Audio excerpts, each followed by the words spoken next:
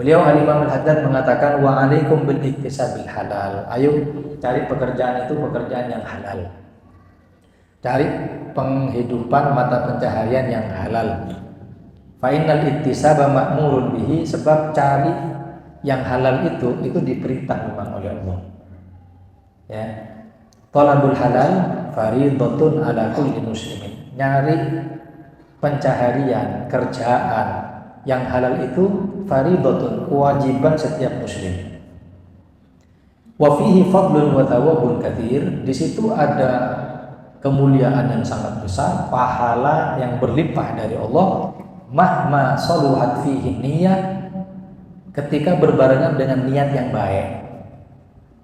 Qala Nabi sallallahu alaihi wasallam, atyabu ma akala ar-rajulu min kasbi yaminihi, paling baiknya pekerjaan seseorang itu apapun yang halal yang dihasilkan dari tangannya. Maka dari itu mencari yang halal itu wajib, hadirin. Maka niatkan sebelum berangkat kita untuk mencari pekerjaan atau berangkat kerja, niat yang banyak. Di antaranya melaksanakan kewajiban dari Kanjeng Nabi. Apa kata Nabi tadi? Mencari yang halal kewajiban setiap muslim. Saya mau berangkat kerja, saya niat untuk melaksanakan kewajiban tersebut. Kedua, niat berangkat kerja, niat untuk menjaga diri dari minta-minta. Ya Allah, saya berangkat kerja ini, itu tujuannya untuk biar saya ini effah, terhormat, gak jaluan.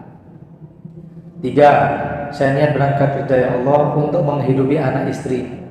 Ketika sudah dapat penghasilan, gaji atau keuntungan dari perdagangan, saya kasihkan kepada keluarga saya berupa nafkah, baik kepada anak ataupun istri. Yang mana itu sedekah paling besar, hadirin. Sampai Nabi mengatakan dinarun anfaqtahu fi sabilillah. Uang yang kalian sedekahkan untuk sabilillah, anak yatim ataupun siapapun itu. Wa dinarun anfaqtahu fi raqabatin, atau uang yang kalian sedekahkan untuk memerdekakan budak. Nek saniki sampeyan sedekahkan masjid atau pondok pesantren. Wa dinarun anfaqtahu ala ahlika, atau uang yang kalian sedekahkan kepada istrimu. Apa kata Nabi? A'dhamuha ajran alladhi anfaqtahu ala ahlika. Yang paling besar yang paling besar pahalanya itu yang kau nafkahkan kepada istri. Coba dipikir, kita ini nyumbang masjid aja. Nabi mengatakan man bana masjidan banallahu lahu baitan fil jannah. Orang yang nyumbang masjid atau bangun masjid, itu Allah akan bangun baginya rumah di surga. Uang kita ini enggak buat masjid tapi buat nafkah. Pahala lebih besar daripada bangun masjid. Terus kita kerja untuk apa? Ya untuk memberikan nafkah kepada anak istri. Makanya heran kalau ada orang di luar itu loman tapi sama istrinya gak loman, berarti gak baik nih orang. Terpundi-pundi niku nyumbang tapi kepada nafkah istrinya kadang ngempet. Gak boleh begitu. Yang lebih parah, di rumah ngempet, di luar tambah ngempet, tambah medit. Ya. Yang bagus itu di luar loman, di dalam lebih loman. Nah, ketika mencari penghasilan seperti ini, niatkan, ya Allah, kalau saya dapat gaji nanti, saya niatkan untuk ngasih kepada istri saya, yang pahalanya adalah pahala paling besar daripada nafkah yang lainnya. Wa qala alaihi salatu wassalam, man amsaka lan min amalil halal, barang siapa yang sore hari pulang dari bekerja mencari yang halal, amsa maghfuran lahu, maka pulangnya dosanya diampuni.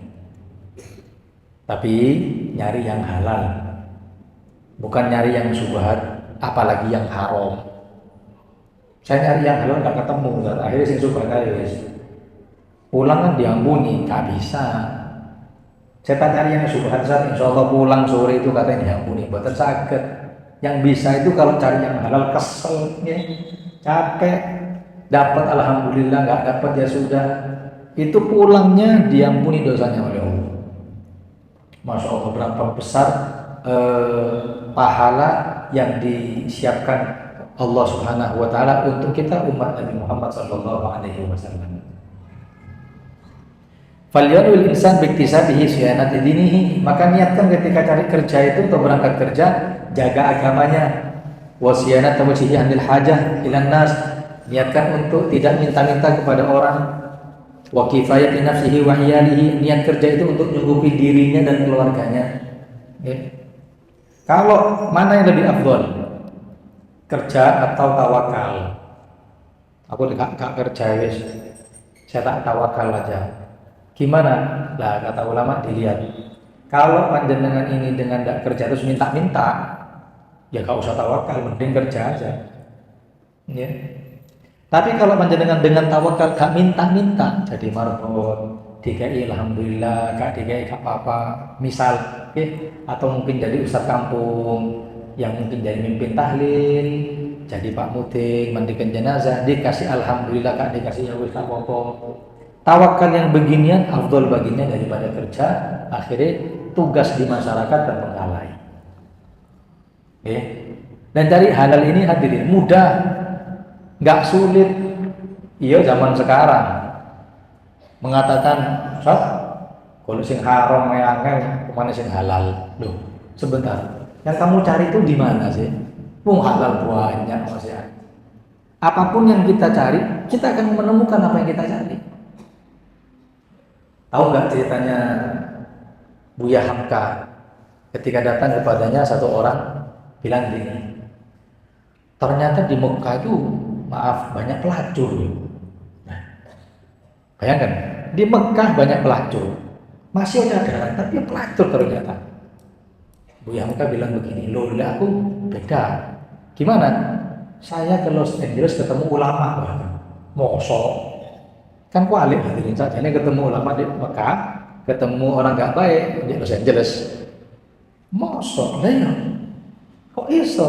Kata beliau, kita akan menemukan apa yang kita cari. Berarti sampai ke Mekah itu gak ibadah. Saya akan mencari perempuan yang gak baik, Allah pertemukan dengan orang yang gak baik. Saya ke Los Angeles dengan niat yang baik, mau ketemu orang-orang alim, saya dipertemukan sama Allah dengan orang-orang alim. Depan jenengan cari yang halal, akan Allah temukan dengan barang yang halal.